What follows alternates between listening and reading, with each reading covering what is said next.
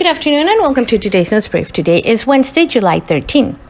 Glicerio Mercado, director of Bisbees Mexico, said in a recent interview that the organizers are expecting to have a fishing tournament with $6 million in prizes. Mercado mentioned that they're estimating there will be around 180 teams registered for the 2022 edition of the Bisbees Black and Blue that will take place in October 25 to 29. The director of Bisbees Mexico said that every fishing tournament that has been held in the southern part of Baja California this year has seen an increase in participants, and this is why the forecast is for a record-breaking purse this year.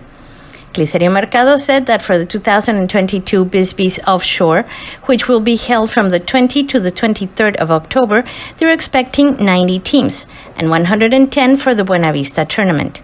And he added that for the most important tournament, the Bisbees Black and Blue, they are expecting to see close to $1.5 million in daily prizes, plus the daily jackpots, which would make it around $6 million in prizes.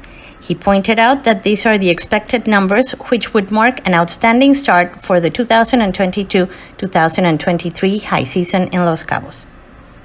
In other news, the fire that started on Saturday, July 9 at the recycling plant located in the vicinity of the Aguajitos Arroyo, next to the neighborhood known as Tierra y Libertad in cabosanlucas, took close to 5 hours of intense work by rescue and emergency personnel, who worked in coordination with Los Cabos municipal authorities, all of which acted immediately. The Cabo San Lucas delegate, Raimundo Zamora Ceseña, was at the site to coordinate the fire mitigation efforts on instructions from Los Cabos Mayor Oscar Lex Castro. The first job was to evacuate the families that live in the settlements adjoining the danger zone, as well as cordon off the area. Both of these tasks were carried out by police and civil protection personnel under the coordination of Gregorio Pérez Lucero. In this regard, it is reported that the Public Services team, organized by Director Leonel Leiva Luna and their coordinator, Gregorio Canales Jauregui, used a backhoe and 2 dump trucks to smother the fire. After that, the personnel from the Cabo San Lucas and sanjosedelcabo fire departments put out the fire, with help from firefighter volunteers from La Paz. The manager of OMSAPAS, the Los Cabos Municipal Operating Organism for Potable Water, Sewage, and Sanitation System, Carlos Nájera Navarrete, reported that they use around 35 water trucks to put out the fire. Some of the water trucks are owned by OMSAPAS, and the rest belong to private sector unions such as El Tesal, who went with water trucks to help put out the fire. There were no major injuries or casualties caused by the fire. One firefighter reported shortness of breath and was immediately given medical care with oxygen. He recovered within a few minutes.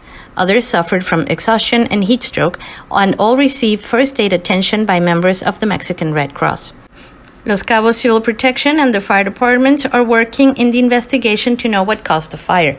It is also of relevance to mention that the Undersecretary of Civil Protection in Bajacaliforniasur, Benjamin Garcia Mesa, who was in Los Cabos on a special assignment, went to the site and led himself to help with the tasks in coordination with the municipal authorities.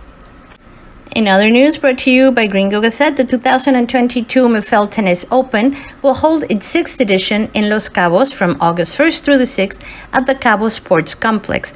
About the forecast for this tournament, Geoffrey Fernandez, tournament director, said that the MFL Tennis Open is consolidated as one of the best tournaments in the circuit, and their goal is to become the best 250 tournament in the world. Tickets for the 2022 MFL Tennis Open are on sale online at abiertoloscabos.com and at the Cabo Sports Complex. That is all that I have for you today. Have a great evening, and remember to tune in on Sunday at 6 p.m. for another edition of Cabomilnews and Community Update with Corey Riggs and Claudia Velo.